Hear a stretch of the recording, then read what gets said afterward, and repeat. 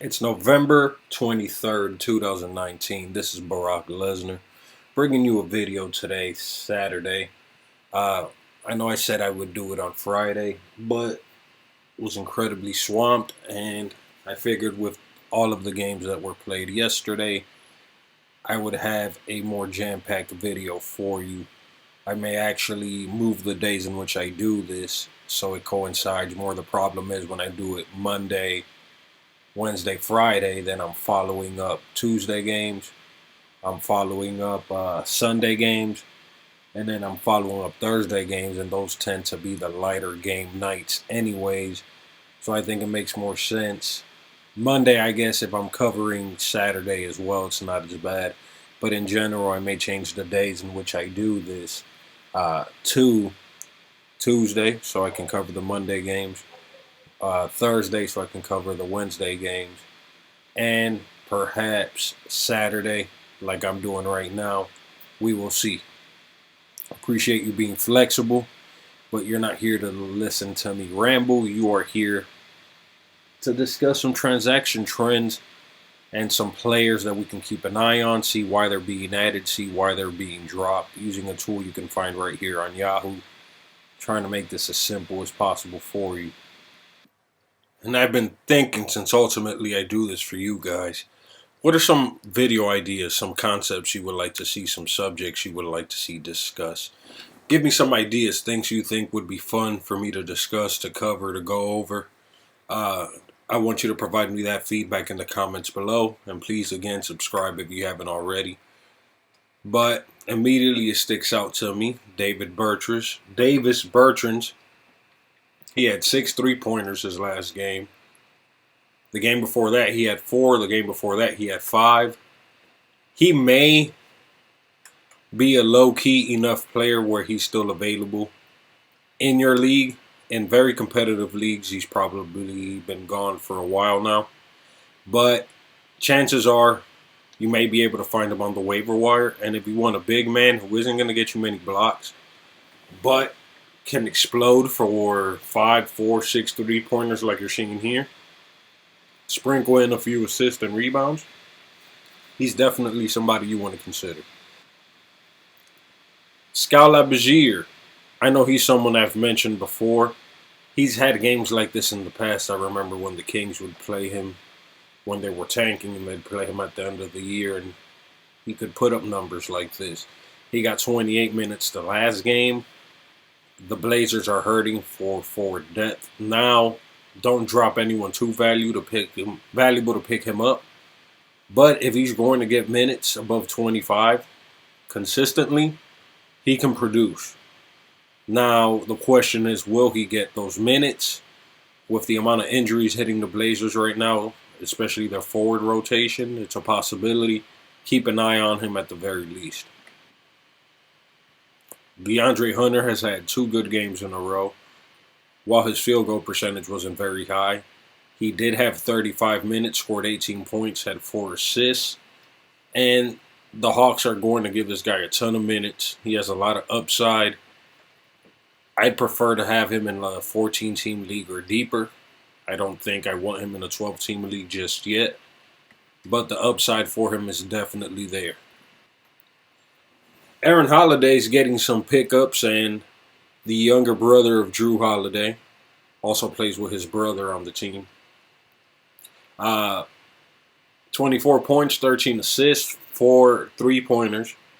And he's somebody in the past when he's gotten minutes he could produce. But the Pacers are dealing with a lot of injuries right now to their backcourt. So you have Malcolm Brogdon who's missing time. You have Victor Oladipo missing time. They're going to be back. So whatever value he's able to produce for you won't be long-term value. So keep that in mind when you're looking at these numbers. See, Isaiah Thomas has 2,988 drops. So his inclusion here with the top activity is mostly drops. And that's because he hurt your field goal percentage, didn't get you any steals or blocks. He only got 21 minutes. At this point in his career, he's going to have these games. He's going to have nice games, and he's going to have games like this. If you pick him up, you can't pick him up expecting that he'll ever become the MVP candidate he was in the past. He already had size limitations. That injury is making it difficult for him to reach those heights, but there'll be opportunity there. I view him the same way I view Derrick Rose. He'll have games where you will see flashes of their peak performance, but it'll only be in flashes and spurts. So someone who's being picked up is Michael Bridges. He had 36 minutes on the 21st. He had 3 steals, so he's a guy that's going to get you steals, and my concern with him has always been the lack of minutes. But it looks like over the last 2 games, he got some minutes, and he performed when he got the minutes, as he usually does. He's a ball thief. He's getting you a lot of steals per game. This is a guy you could probably pick up with Chris Dunn and make yourself really, really good in steals really quickly if you're able to deal with the uncertainty that they may have a game where they only get 15 minutes and don't do much with it. Now, Moritz Wagner's being dropped. He had a string where he was scoring in the teens, but he only got 14 minutes in the Wizards' win against the Charlotte Hornets. So I would pick him up if he's available, maybe not in the 12-team league, but a 14-team league or deeper. If he happens to be dropped in your league, give him a shot, because all it would take is an injury to somebody in that front court, and now you know what this guy can do when he's getting minutes. So if you're in a deeper format, you want to take that into deep consideration. Duncan Robinson is being picked up because he's getting minutes now due to the injury of Justice Winslow, who hasn't really played much this season. He got 31 minutes the last game. He hit 2 3-pointers. He's been hitting 3-pointers every game. He had a streak of 4 games where he was scoring in the teens. It's a question mark when Justice will come back. He's going to be streaky. But if you need, immediately stands out to me, he's shooting guard, small forward, power forward eligible. That gives him some value. That level of flexibility. Until Justice Winslow is back, maybe you have Justice Winslow in IR. You might want to consider picking this guy up. He looks like he's pretty well-rounded. Even though he's going to have tough games like the one that he just had, he still helped you in a variety of ways. So Nerlens Noel had an illness and missed the last game. That's why some people are dropping him. If you absolutely need that slot, then drop him. But otherwise, pick him up if he's available in your league. It looks like he's going to be getting playing time because Adams is dealing with that knee issue. It looks like it's going to be a lingering concern. So Nerlens Noel may have found his path to 20 to 25 minutes a game, and that's really all he needs to be productive. Now, Daniel Theis, is it Theis or Theis, has almost equal pickups and drops. I guess the reason for the pickups would be the steal and the 2 blocks. The reason for the drops would be the fact he only got 18 minutes. So there's some upside for blocks there. The center role for the Celtics seems to be by committee. Kemba Walker may be missing some time, so that may open some more shots, some more minutes. Even though it doesn't affect their position, somebody else may slide, which then opens more minutes. He's not an high upside pickup regardless. He's kind of a stopgap center until you can hopefully get something better. Carmelo Anthony had a better game. He had 18 points, 7 rebounds, 4 assists. But that came with 40% shooting, 75% free throw, 3 turnovers, no steals, no blocks. He did hit 3 3-pointers and he played 29 minutes. It was a close game and they didn't have Damian Lillard. Maybe Carmelo has some juice in the tank. We will see if he's going to be a usable fantasy asset. I still have my doubts. Now, Ken Burch is someone who's being picked up due to the injury to Nikola Vucevic. He played 21 minutes, and in the past when he's gotten minutes, he's a guy who can get rebounds and blocks. There's also Mo Bamba, but people seem to think Ken Burch will have more value. As you can see here, he's the one who's going to be starting on Saturday. So that's likely why he's being picked up. People want to see if he gets the minutes, if he's able to produce. He may be a good option for daily fantasy for that reason. Now, my boy Bielitsa continues to be really consistent. Really consistent so far, as long as he's been getting minutes due to the Bagley injury, but Bagley should be coming back soon. So it is to be seen if that impacts his playing time, because he's been really good for them and they seem to be doing better with him getting minutes. So let's see what's happening with him, because he's being picked up. And he should have been picked up a while ago, because as you can see here, he's been scoring in the teens consistently since October. He's been getting multiple three-pointers since October. He's been shooting high field goal percentage since the end of October. So we're talking about almost a month here of this guy producing at a high level. People have been slow to pick him up. Lack of knowing his name. Also question marks regarding Bagley. But until Bagley's back, I would pick him up 12-team leagues. Maybe even some 10-team leagues, depending on the format. Now, Willie Cauley-Stein is being dropped because he only scored 2 points, only 25% field goal. But something that stands out to me is 4 assists, a steal, a block. He did have 3 turnovers, but he got 28 minutes, so the minutes are there. He's still a bit rusty. I mean, he's been back for a few weeks, but once he gets up to speed, I think he's going to be better. I think he's a good target for right now. Aaron Baines is being dropped because he's now IR eligible, which is unfortunate because he was doing so well. And with DeAndre Ayton about to be back, his time was limited anyways. It's hard to tell you to move on when he's been doing so well, but unless the Suns really plan to bench DeAndre Ayton for Aaron Baines, which is unlikely,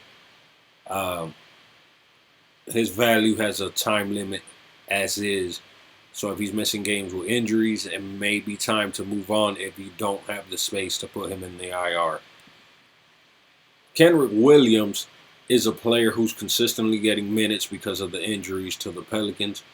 He's not a great scorer. He's not a guy who's been scoring in the teens. It's been rare for him to do it. But he can get you rebounds. He's getting you blocks. He's getting you steals. He has low turnovers. He can hit some three-pointers. So he has across-the-board value, and he has a path to minutes for right now. Until he loses those minutes, I've been picking him up. Mostly in deeper formats, but I could see myself picking him up in a 12-team league, depending on what I really need and how bare the waiver wire is. Alec Burks is getting some pickups after scoring 20 points, getting 4 steals. He did only shoot 38%. It's a nice stat line, but the game before that, he had 11 points and 27% shooting. I don't like that level of consistency, as I've mentioned multiple times, so I won't go over it again, but pick him at your own discretion. Patrick Beverley had a great game on the 20th, 14 points, 16 rebounds, 7 assists, 3 steals, 2 blocks, which got him picked up, but now he's being dropped after only getting 19 minutes against the Houston Rockets, only scoring 6 points, 3 rebounds. He's been pretty underwhelming all season. He's more of a steal specialist that can get you some three-pointers and about half a block a game. There's some value there. If you're really desperate for a point guard, I could see myself picking him up in a 12-team league, but I'd recommend him for 14-team leagues or deeper. Chris Dunn is somebody else I wanted to talk about because, man, despite the lack of minutes, even though now he's getting minutes in the 20s, but he's doing pretty well. He's hitting three-pointers. He's getting steals. He's getting you 4 to 5 assists per game, which may lead to him getting more minutes. He's a steal specialist. He's getting you a ton of steals. I've started to pick him up in my 12-team leagues, and I feel like I was sleeping on him. He might end up outproducing Tomas Satoransky if things keep going in this direction, even though Tomas Satoransky himself has sneaky value. I wouldn't recommend having both of them, but I'm putting Chris Dunn out there as a pickup. Especially, like I said, if you compare him with Nerlens Noel, Michael Bridges, these guys that are just getting you steals are really, really valuable. And if for whatever reason these guys find a path to minutes, all of a sudden you can put that steals category on lockdown. It's better to do it now when the secret's still not out on the potential these guys have and they haven't fully gotten that opportunity. You have to make a projection if you think that's something that's plausible or possible. Cody Zeller, I think it may be time to move on. Uh, he hasn't really had strong games recently. His minutes have been lower the last few games. I know I moved on. I believe in one league to pick up Chris Dunn. So I've soured on Cody Zeller some. Rudy Gay, somebody else who's had a strong stretch of games in November. He was available on a lot of waiver wires a few weeks ago. I know I was able to pick him up in a few, just expecting low end production, and he's been a pleasant surprise, even though the team is losing on a losing streak. So maybe that affects his playing time. His playing time isn't coinciding with wins. But for now, I'd pick him up and see how long he can keep it going. Rashawn Holmes, 26 minutes his last game, shot 83%, 12 points, 8 rebounds, a steal, and a block. And I feel like the blocks have been kind of low for him. I think he can do even better than that. He's been playing really, really, really well. He reminds me a lot of Thomas Bryant and what you get from him, minus three-pointers. Thomas Bryant is a better three-point shooter. But Rashawn Holmes has been a big win for anybody who took a chance on him and is now getting these minutes. Dante DiVincenzo on my Milwaukee Bucks had 27 minutes. No, not many assists here, less steals than he's been getting, but he only had 0 turnovers and he had 27 minutes. He's going to have some value, it looks like, until Chris Middleton is back, and maybe he can even get some minutes once Chris Middleton is back. I'd like to see us develop this guy to see if he's a long-term piece that can help us win. Langston Galloway had 27 minutes his last game, had four three-pointers, 12 points, 1 rebound, 0 assists, 0 steals, 0 blocks. That's what you can expect with Langston Galloway. So he's going to have some games where he gets really hot and has 25 points, but normally this is not a guy you should be counting on for much production outside of three-pointers and points per game. Brad Wanamaker is someone who's being picked up due to the unfortunate injury to Kemba Walker. It's looking like it's concussion issues. It looked a lot worse, hopefully, than it's going to end up being. So Brad Wanamaker is getting more minutes. He had 27 minutes his last game, had 14 points, 2 rebounds, 4 assists. He may be somebody that can help you in the short term for however long Kemba Walker has to be out. Mo Bamba, somebody I mentioned earlier, but the guy's shooting in the low for a big man who only really shoots close to the basket. Shooting, according to this, 34% for the season. He can get you blocks on occasion, but it looks like Ken Birch is going to have more value than he does. Miles Bridges is somebody that I've talked up, even though he hasn't started the season off super hot. Yesterday, he had his best game of the season. 31 points, 3 three-pointers, shot 57%, had 3 steals. Could have easily had a block and some assists and had a gem of a stat line. I think there's huge upside for this guy. The minutes are there. The opportunity's there. I'm banking on his upside, so the buy low window for him is going to close sooner rather than later. You could get this guy for cheap right now, most likely. So give him a shot. Dwight Powell continues to underwhelm. He had 24 minutes in this game, only had 6 points, 1 rebound, 3 assists. I'm starting to lose my patience. He may get better at some point, but he's just been really underwhelming. I've been waiting what feels like close to a month. And I know the moment I drop him, that's when he's going to start doing what I know he can do. I'm trying to be patient, but it's getting harder and harder. Daniel House Jr. still dealing with the shoulder issues after running into a pick. He's listed as questionable for his game tomorrow. I had to drop him in my Brock Lesnar Hoops League to pick up Chris Dunn. I just couldn't afford the dead weight, and I already have my IR full. If he gets back healthy soon, I'd probably find a way to pick him back up. But if you need to drop him because your IR is full and you have a different target, now may be the time to do it. Or if you've been wanting him and you do have the IR space, now may be the time to consider picking him up, even though he's not IR eligible at the moment, because he did play briefly last game. So Shaquille Harrison is someone I picked up out of desperation in the 20-team league I'm in, just looking for a point guard eligible player that could fit into the point guard slot in this unique roster setup this league has. And he had point guard eligibility, and I noticed he had 26 minutes the game before, and he had a really strong game. And he got 23 minutes again. So 23 or more minutes the last two games. He wasn't really getting minutes before that. So I took a shot at him to see how he does tonight. He may be somebody else to consider for daily fantasy if you're into that. But in a really, really deep format, if you need a point guard, he's someone I would pick up just to see if he can continue doing it. Joe Ingles continues to underwhelm. He had 27 minutes, but 3 points, 5 rebounds, 3 assists, no steals. That's just really hard production to swallow and do well with.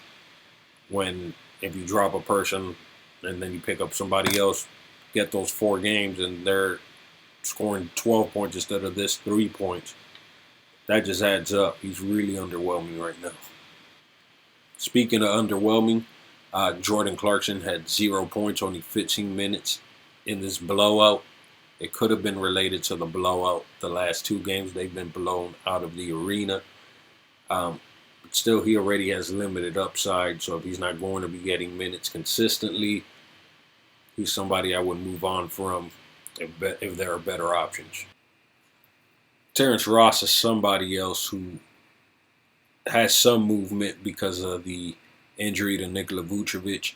That's going to be a strong hit to their offense, so that may open up some time for Terrence Ross, who has had 25 or more minutes the last 4 games. He's very streaky. At times he can help you with steals, but he'll hurt your field goal percentage because of his streakiness. But if you're desperate for 3-pointers and are banking on his upside, last year he had a really strong stretch, which really increased his value in drafts. I didn't see it because of his streakiness that I'm used to. But if you think he can get hot, there's some opportunity there. Frank Kaminsky. So this game is happening live right now. He's at 15 minutes at halftime. So not really much to report other than he's getting some minutes. Terrence Davis is somebody I wanted to talk about, and he's going to be playing here pretty soon. But he had 19 points this last game, 8 rebounds, 5 assists in 27 minutes. The Raptors are dealing with some injuries, but they seem to have a few players on the bench that can play really well. Him and Chris Boucher are 2 people that I think of. So once they're not dealing with the injuries, these are guys that probably won't have much value, but in the short term, until Kyle Lowry is back and they're not dealing with those injuries, if you're in a deeper format, this is someone to keep an eye on. And there's one more player I wanted to discuss. Showing you a sneak peek into my 20-team league. And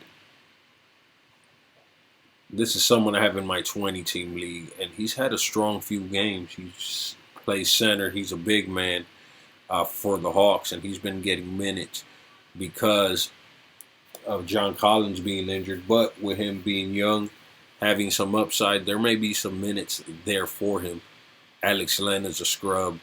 And John Collins could always play minutes at the 4. So this is someone who down the line may play himself into more minutes because he's producing. He's had 20 or more minutes the last 4 games, 23 or more minutes, 3 of the last 4 games. So As somebody I wanted to show you to really keep an eye on, because he's not even showing up in the transaction trends. I think he's a real sleeper, and I wanted to show him to you today here. Damian Jones for the Atlanta Hawks. He has the potential down the line to blow up if he gets minutes. But all right, I went over the majority of the transaction list. If there's any I missed, comment below, let me know. Are there any people like Damian Jones that you're identifying as potentially having value down the line and they're just going completely unnoticed right now? Comment them below. If you haven't already, please subscribe. Thank you so much for watching. Thank you so much for supporting. Until the next video, which should be either Monday or Tuesday. We shall see. Click that bell notification and you'll be alerted right away. Either way, I am doing my best to deliver 3 videos to you weekly, the week starting Sunday.